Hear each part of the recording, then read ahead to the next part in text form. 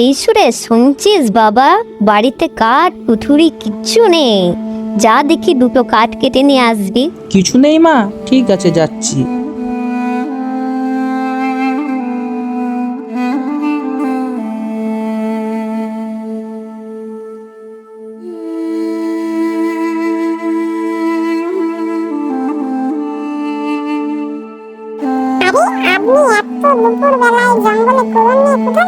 এই যে জঙ্গলে কাঠ কুঠুরি কাটতে যাচ্ছি, বাড়িতে কাঠ কুঠুরি নেই।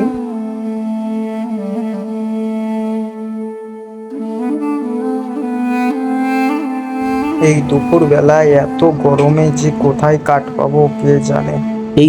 এই তো সামনে একটা গাছ দেখতে পাচ্ছি, এখানটাই কাঠটা কাটবো।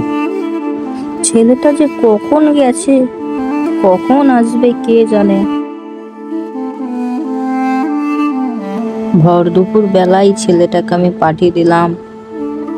চিন্তাও করছি কি করছে ছেলেটা, কাঠ কেটেছে কি না, কি করছে কে জানে ছেলেটা।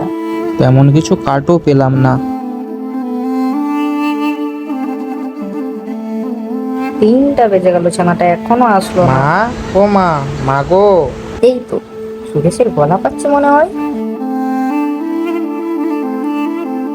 সুরেশ বাবা, এত দেরি হলো তো?